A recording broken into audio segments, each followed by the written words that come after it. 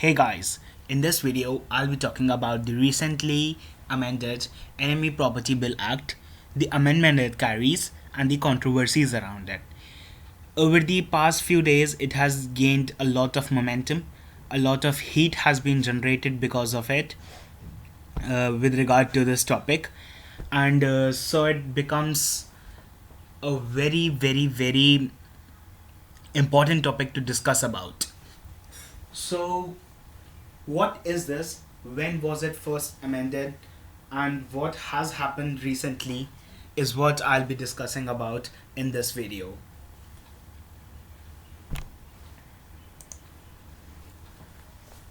Rajya Sabha passes bill to amend Enemy Property Act. Rajya Sabha on Friday passed a bill to amend a 49-year-old law to guard against claims of succession or transfer of properties left by people who migrated to Pakistan and China. And what is the most spectacular thing about this, about the amendments and about the recent activity in Parliament, is that the entire opposition walked out. All the proceedings were carried out just by the member of parliaments of BJP. So, the Enemy Property Bill 2016, which amends the Enemy Property Act 1968, was passed by voice vote in Rajya Sabha despite the opposition demanding deferring of the debate on the draft legislation for a threadbare deliberation next week. The BJP did not want to delay it to the next week, so all the procedures and all the things were carried out on that very day on which BJP decided to do it. The measure was passed by the Lok Sabha in March last year. After this, the Rajya Sabha had sent it to the Select Committee, following whose recommendations the government had moved a number of amendments to it.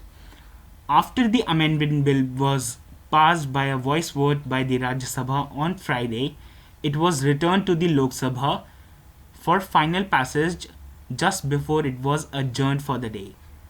Ramesh's views were echoed by other members including Javed Ali Khan of Samajwadi Party and Sukhendu Shekhar Roy of AITC, who also sought taking up the bill for discussion next week. Earlier, the bill was taken up in the upper house for consideration and passage. Congress leader Jairam Ramesh said, "Many senior members, including the leader of opposition, are not present in the house for a variety of reasons. Therefore, the bill should be taken up for discussion and passage on the next working day." This, according to me, is clearly just an excuse for delaying things and transferring the things to the next day for something that your enemy opposition party, enemy incumbent party, the BJP, proposes. And clearly, I do not see much scam in this because this is for the benefit of the country, for taking into our own hands the property which is still on papers owned by the Pakistani and Chinese nationals. I do not feel that it is right. So, however, the government decided to take up the bill for discussion on March 14 itself and later got it passed by a voice vote after the entire opposition, angered over the government's insistence, walked out of the house. Also, a very interesting point is that P. Chidambaram, he said that the incumbent government, the BJP, can virtually pass any law in the parliament because of its unprecedented majority. Such a majority, such an unprecedented majority has never been. Actually, that's what the word unprecedented means. But to clarify, it has never been possible in the Indian politics lately. Explaining the rationale for urgency to get the bill passed, Finance Minister and leader of the House, Arun Jaitley, said the ordinance affecting the amendments in the Act would lapse on March 14, 2017, and this was a security issue. Security issue because whatever is happening on that land can be very properly hidden.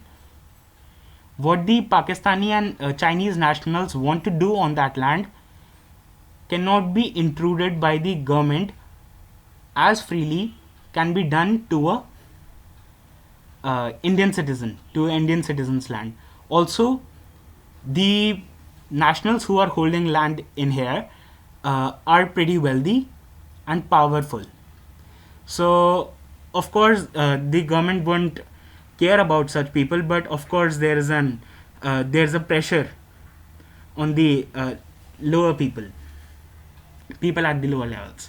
Elaborating on the measure, he said that it was a principle that government should not allow commercial interests or properties of an enemy country or its citizens. By enemy countries, government is indicating towards Pakistan and China in particular. Jaitley said the right of the enemy property should vest in the government of India and not in the heirs of the citizens of enemy countries.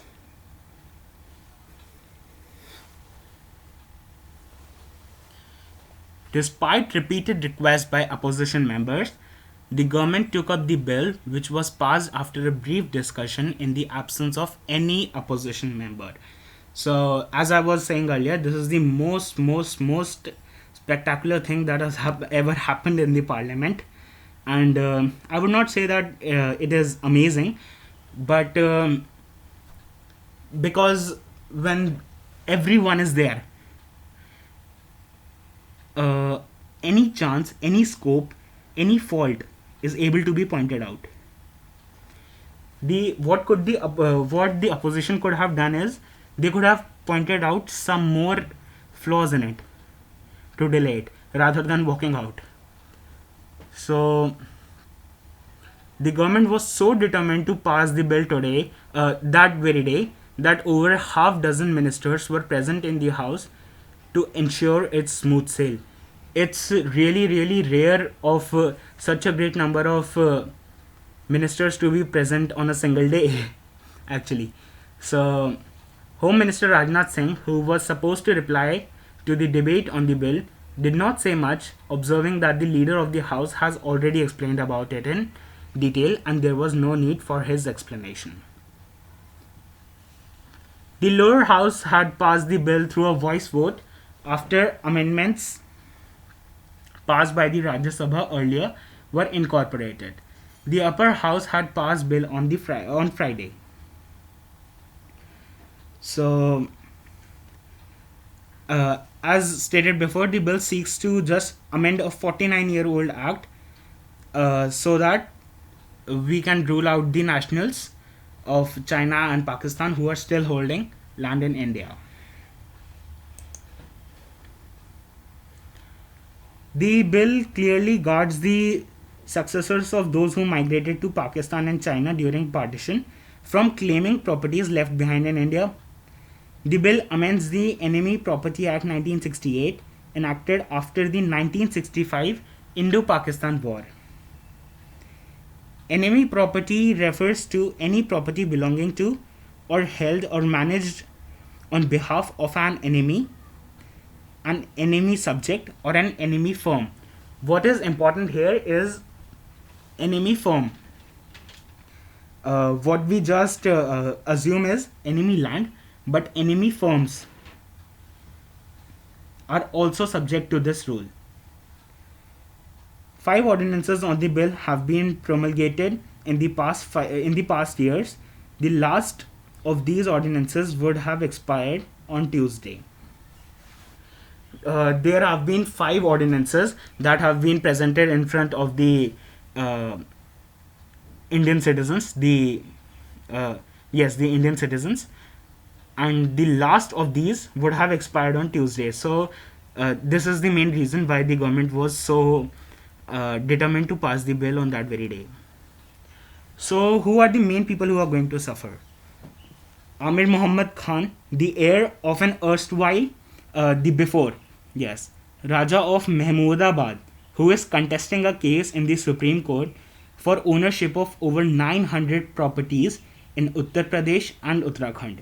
He could turn out to be the biggest loser. Also, this would make many laugh, but still, actor Sharmila Tagore and her children, including Saif Ali Khan, may also get affected by the legislation, as someone in the family of her late husband Masoor Ali Khan was said to have settled in Pakistan 4 decades ago. So, why was this even needed? The Congress has been in power for so long, but it did not even care about this. Why was BJP so concerned about it? The purpose of the bill is to clarify the 1968 Act. Inheritance law will not be applicable on enemy properties. This will put an end to the long pending issue which should have been ideally happened in 2010 when the bill was introduced, said Home Minister Rajnath Singh in his reply to a debate on the bill. So, what did the opposition say? Rejecting the contention of N.K. Premchandran of the Revolutionary Socialist Party and other opposition members that the bill violated the principles of natural justice and amounted to human rights violation, the Home Minister said Pakistan had seized the properties of Indian citizens. It will be natural justice if their properties are not returned. Yes, that's a very just answer expected from so-called nationals. Yes, they are nationals. People from RSS are the best nationals in the country. Not to joke about, but often their ways of doing it are wrong. But what they want to do is in favor of the country. So how did Rajnath Singh assure the Lok Sabha of it, of the bill not being against anyone or being right and not violating human rights? He assured the Lok Sabha that there would be no human rights violation following the amendments, as rights of Indian citizens were not being taken away. The law only applies on heirs of enemy property. The tenants of such property will be governed by the Tenancy Act. The Tenancy Act. So, how would it benefit the tenants? They'll have to pay they'll have to now pay a much lower rent, the government rent, which will be much lower. So, it will be beneficial for them. Also, there is a negative side to it. The property which will be taken over by the government, it can be used for any purpose at any point of the time easily. So the tenants need to be worried about it too. So what was the history of this entire issue? Following the Indian-Pakistan War of 1965, the Enemy Property Act was enacted in 1968, regulates these kind of properties and lists the powers of the custodian. Ordinance was the first time promulgated on January 7. It was passed by Lok Sabha on March 9, but subsequently referred to Rajya Sabha Select Committee. A select committee had been made for the purpose. The government brought the amendment bill after the heirs of Raja Muhammad Amir Muhammad Khan laid claims on his property spread across Uttar Pradesh and Uttarakhand, 900 properties for which he is contesting a case in Supreme Court that I had talked about. An ordinance to amend the laws was promulgated for the fifth time on December 22 last year, and it was due to lapse on March 14. So how is the country going to benefit from it? The Enemy Property Bill is going to bring a windfall of a whooping 1.04 lakh crores for the government. Yes, that's a really, really huge amount, and we should be happy about it. The total value of immovable properties that are vested with the custodian stood at rupees 1.04 lakh crores. The passing of the enemy property bill paves way for the government to monetize assets worth more than rupees lakh crore, according to ET intelligence, which is immensely good at a time when the government is looking at ways to control the fiscal deficit.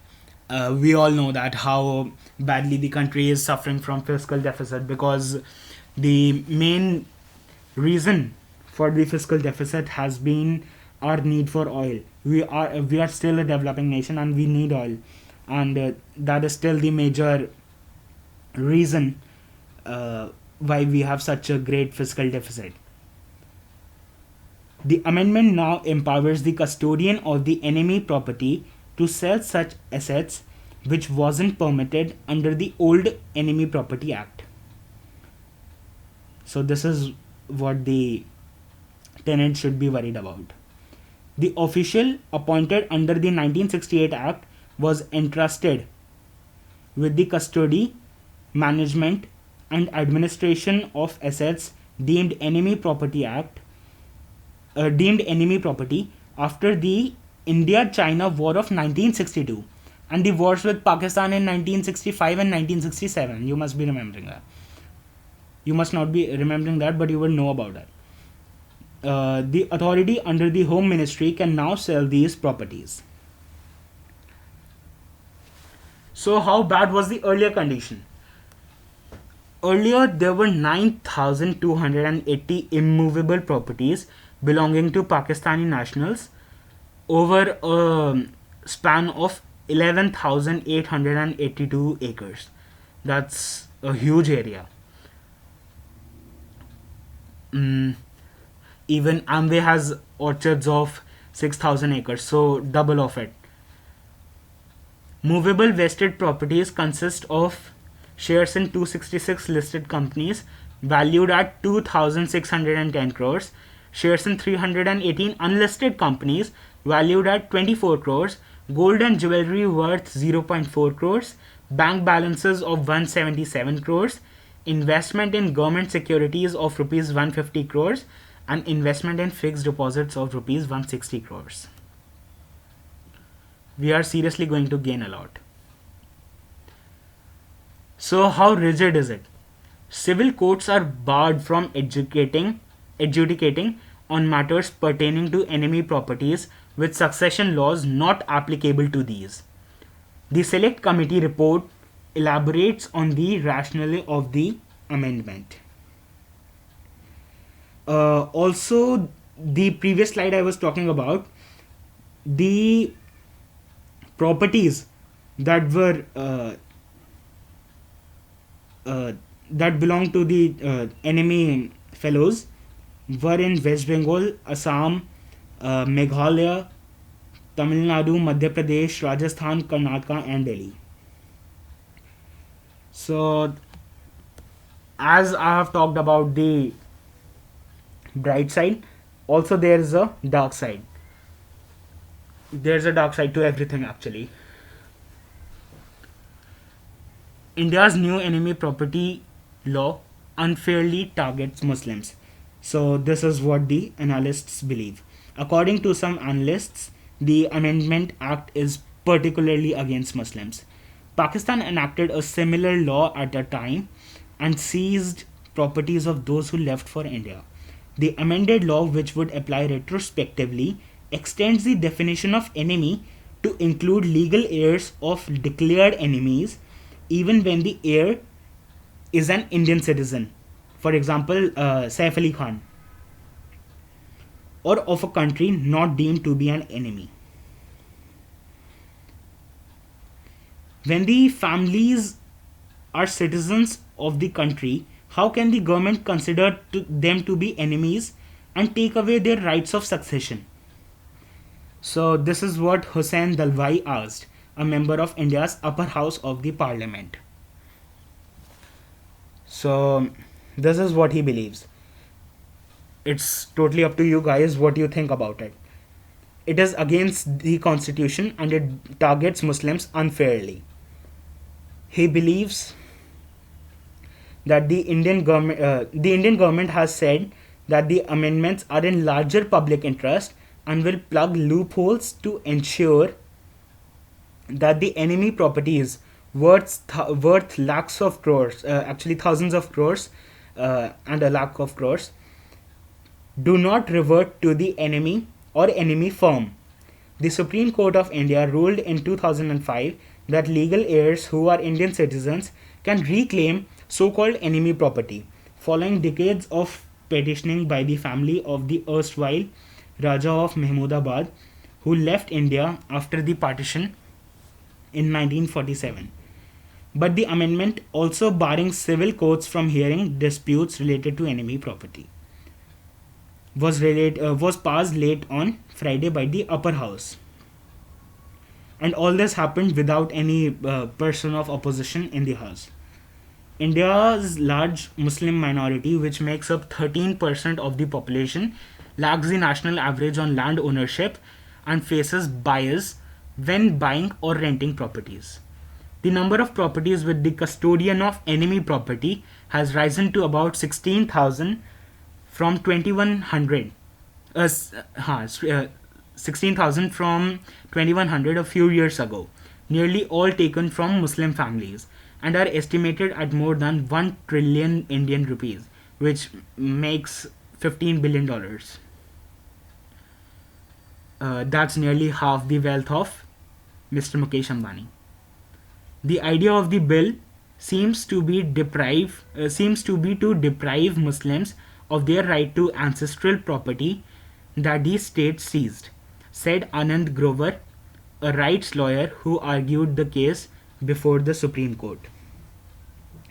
So, guys, this was all about the enemy property bill. Stay tuned, subscribe to the new channel, and let me know in the comments below what else do you need a video on. Thank you.